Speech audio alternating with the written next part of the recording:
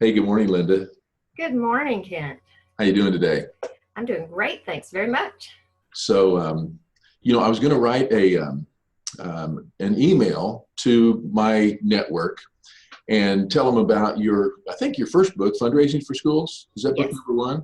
Yeah. that's it.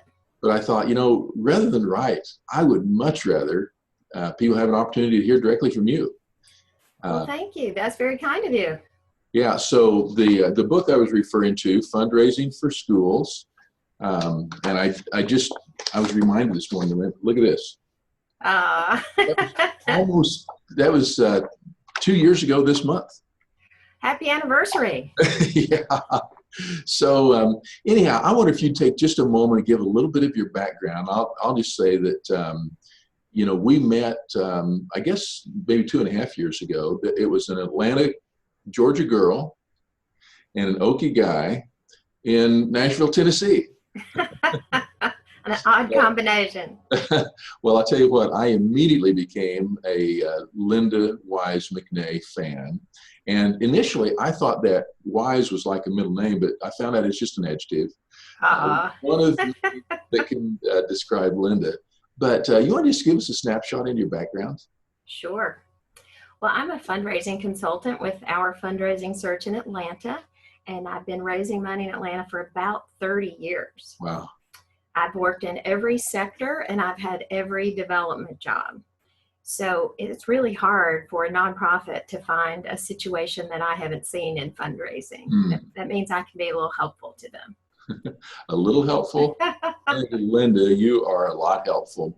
So I know you've got several books. I just wanted to focus on one today, Fundraising for Schools. And Okay. just a quick question. Why did you write the book? Well, Ken, I believe there's a book inside everyone. So I Hmm. had always wanted to write a book, and they say you should write about what you know. So when my kids were in school, I worked at their independent school here in Atlanta.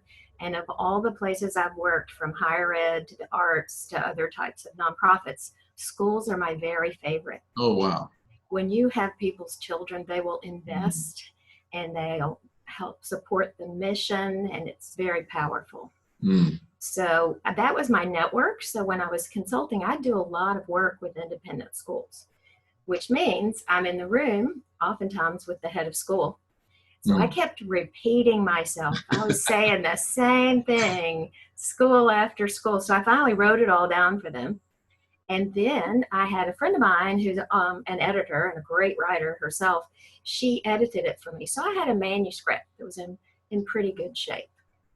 So when I left a large firm and started doing my own consulting, I read a book by Linda Lysakowski, who's Okay. she's a Charity Channel author, and it was How to Be a Fundraising Consultant. Now, even Hmm. though I knew how to be a fundraising consultant, I'd never had my own business. So it was important for me to read that. It was so helpful. When I got to the end of the book, I, found her. I searched for her and tracked her down and called her up and told her how much I appreciated. And lo and behold, she said that in her retirement, she was not going to do as much consulting, that her new task was to be new talent development at Charity Channel Yeah. Press. She's looking for new authors. And I went, oh, I have a manuscript. And she said, send it to me. So I did. And they liked it. And the rest is history. Now we're on our third book. Wow. So. Well, good for you. And by the way, Linda was editor for my first book as well. So we kind of have this common path that fortunately led us together. And I'm so thrilled. Like I said, I became a big Linda fan, and you've inspired me in a whole lot of ways. Oh, I want to ask, and by the way, your book, I think, has so much application far beyond schools. The principles and the content, the worksheets and job descriptions and all that, I think, are virtually universally applicable. But your subtitle is Eight Keys to Success Every Head of School Needs to Know or Should Know. Misquote there. What would you say are a couple of the ones that are either your favorites or you think are most crucial on that success list? well, I think the information in the book is pretty basic best practices for fundraising. So you're right, it could probably apply to many nonprofits. But sometimes because the heads come through academic, most of the time they don't realize they have to get in the room and raise money. So they tell me it's very helpful to have these basics. But let's see, I'll give you number 2. In order to be successful in raising money for your school, you have to have a compelling case for support.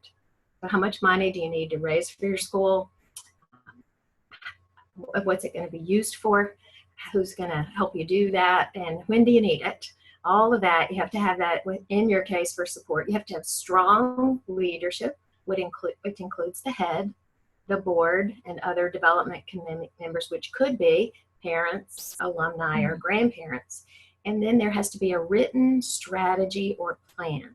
That's usually provided by the development officer, but it has to be embraced by the whole team. Wow, good stuff.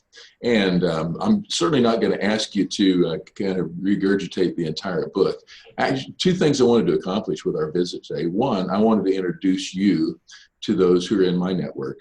I think everybody can benefit from knowing Linda McNay. Secondly, I wanted to introduce your book, and I would love for everybody to buy a copy of your book, to read it, and then apply it. And so, hey, I just want to say a great big thank you for taking time out of your morning to just kind of share a little bit of yourself. Any kind of closing or wrap-up comments you want to make before we bring our video to an end? Well, I guess I'd just like to add for heads of school that they really should find the most qualified development officer they can find and then be nice to them. So most of my work now is in helping nonprofits find good development officers because of the huge turnover. So it is an art and a science, and those heads of school need a partner. So I wish you and all heads of school the very best of luck, because I'm a big believer in education. Well, thanks, Linda. We'll put some information on the screen on how people can connect with you.